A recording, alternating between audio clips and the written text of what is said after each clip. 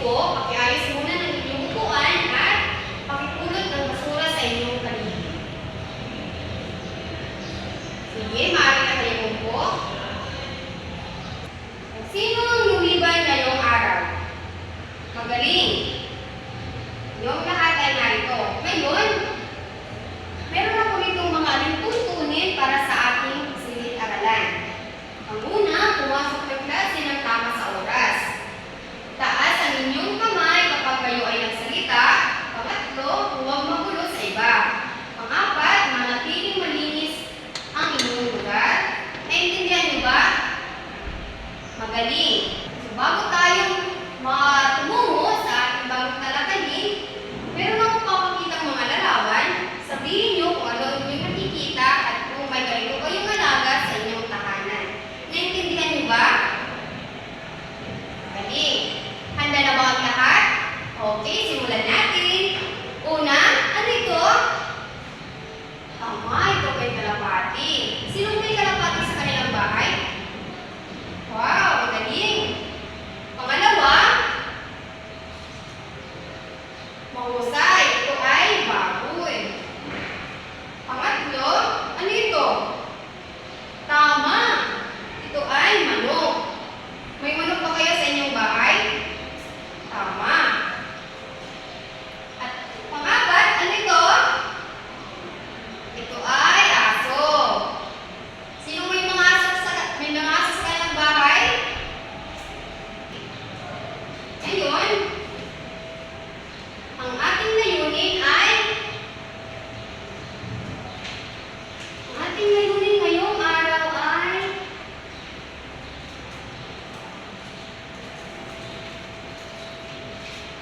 pakibasa. Sa katapusan ng aralin, ang mga mag-aaral ay inaasahan na una, may pamamalas ang pag-unawa sa panimulang kaalaman at kasanayan sa pag-aalaga ng hayop sa tahanan. Pangalawa, na isasagawa ng makawilingan ang pag-aalaga sa hayop sa tahanan bilang pagkakakitaang gawain. Pangatlo, pagsasagawa ng maayos na pag-aalaga ng hayop. Ngayon, ang ating bagong talakayin ay tungkol sa pag-aalaga ng hayop sa tahanan. Alam niyo ba kung paano alagaan ang ating mga hayop sa tahanan? Okay, magaling. So, ang pag-aalaga ng hayop ay kinagigiliwang gawain na maaaring maraming Pilipino at nakatutulong sa kabuhayan ng pamilya. Maraming uri ng hayop ang maaaring alagaan sa bakuran. Maging ang kanilang balat at dumi ay may pakinabang. So, ang pag-aalaga ng hayop ay hindi lamang libangan, kundi isang paraan din para makatulong sa kabuhayan ng pamilya. So, maraming Pilipino rin ang nakikinabang dito dahil maaari itong pagkakitaan. Bukod dito, ang ibang bahagi ng hayop tulad ng balat at dumi ay maaari natin gawing pataba. Magaling! So, may iba't ibang hayop na maaari natin alagaan sa tahanan. Tulad ng manok, pato, baboy, aso, at kalapati. Ang mga ito ay may iba't ibang pangangailangan sa pag-aalaga. Naiintindihan niyo ba? Magaling! Ngayon, ang ating unang hayop na alagaan ay manok. Pakibasa, sapat na pagkain, malinis na tubig, at sariling kulungan. Kailangan niyong bantayan kung kailan mamilintog ang manok para mapakinabangan ito. Naiintindihan niyo ba? May katanungan ba kayo tungkol sa pag-aalaga ng manok? Kung wala na, ang ating pangalawang hayop na alagaan ay ito. Pakibasa. So, ang pag-aalaga ng mga ito ay may iba't ibang pangangailangan. Kailangan nito ng sariling tulungan, sapat na pagkain at tubig. Tulad ng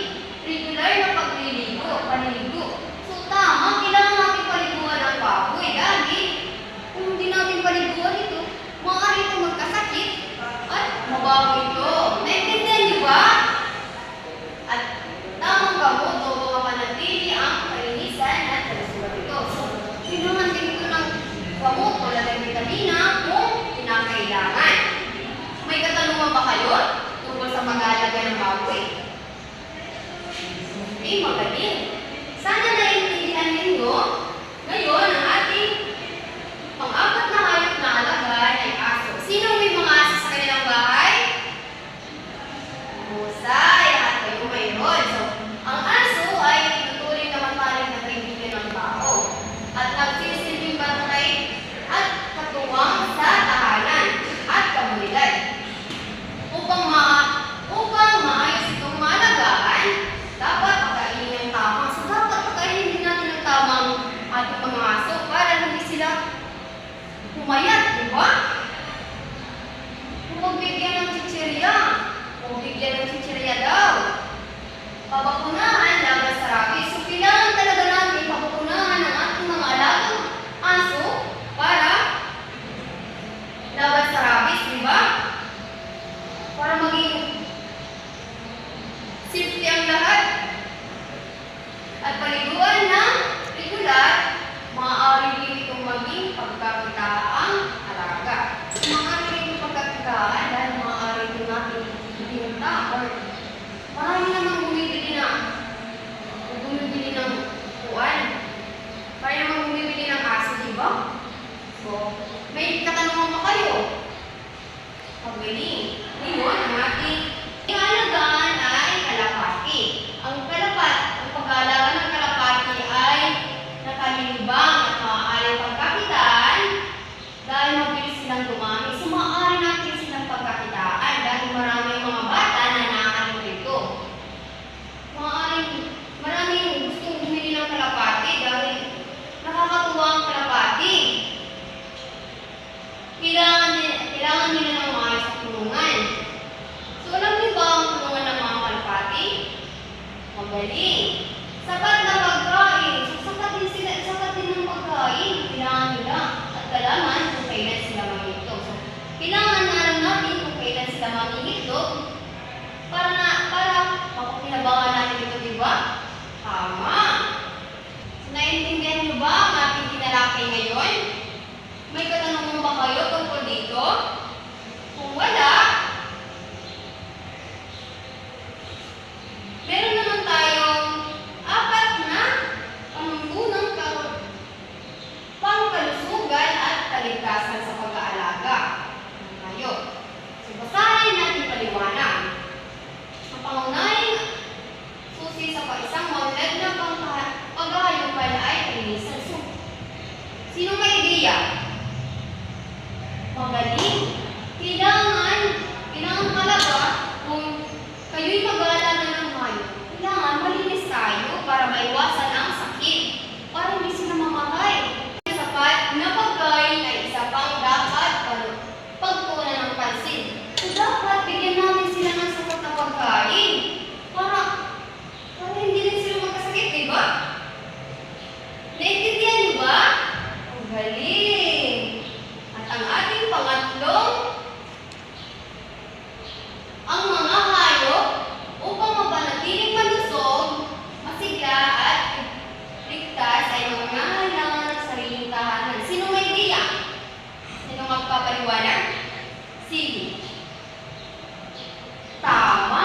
Kailangan ito ng sariling tahanan. Kasi halimbawa, kung wala silang tahanan, hindi naman sila pwede sa labas dahil baka sila ulan na magkakasakit sila, di ba? Naintindihan nyo? Galing! At ang ating huling papaliwanag, ang bitamina at mineral ay mahalaga rin sa hayop. So, ako na lang yung papaliwanag. So, ang bitamina at mineral ay mahalaga rin sa hayop dahil ito ang pangunahing kailangan nila upang maging malusog sila. Tama? Magaling! So ngayon, magkakaroon kayo ng pangkatang gawain. Tatawagin natin itong dula-dulaan. Gagawa ng dula-dulaan, di ba? So hatiin ko kayo sa 3. Ang bawat grupo ay pipili ng isang hayop. Magagawa ng dula-dulaan tungkol sa tamang pag-aalaga nito na ipapakita sa loob lamang ng 5 minuto. Naintindihan niyo ba? So, simulan mo ng magbilang. So, ang unang grupo, dito ang unang grupo, pangalawa, at dito ang pangatlo. At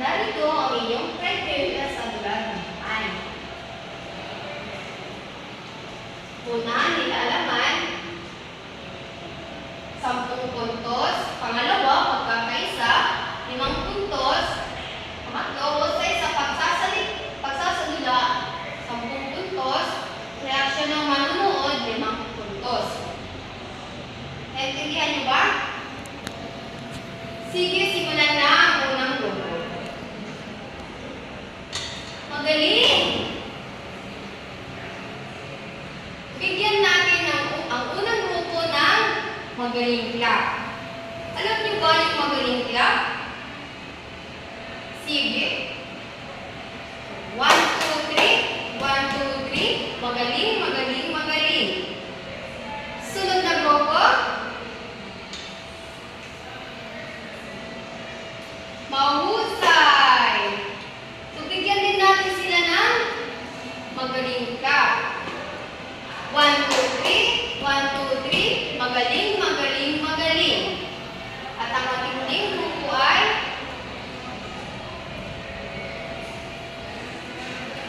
mahusay. Bigyan natin sila din ng magaling clap. 1, 2, 3. 1, 2, 3. Magaling, magaling, magaling. Maraming salamat sa inyong kooperasyon. Lahat kayo ay alam na kung paano mag-alaga ng hayop. Ito naman sa inyong mga dula-dulaan. Ngayon, dumako tayo sa ating sulit. Babasahin ang kanuto. Lagyan ng titik-tik kung ang pangungusap ay tama at titikin naman kung ang pangungusap ay mali. So, isulat ito sa kalahating papel. Meron lang kayong 5 minuto para sagutan ito. Naintindihan niyo ba? Tapos na ba ang lahat? So, anong hayop ang nabanggit sa talakay? Sige. Magaling. Ang hayop na ating nabanggit sa ating tinalakay ay baboy, aso, kalapati, pato, at manok. Paano natin nialagaan ang mga ito? Tama! Ano pa? Magaling! Alam niyo na kung paano mag-alaga ng hayop sa inyong tahanan. Ngayon, para sa inyong katdangaralin, magsulat ng kwentong pahayag patungkol sa inyong paboritong alagang hayop sa bahay at ikwento ito kung paano ninyo alagaan sa inyong tahanan. Isulat ito sa malinis na papel. Naintindihan niyo ba? May katanungan ba kayo tungkol sa ating tinalakay? Kung wala,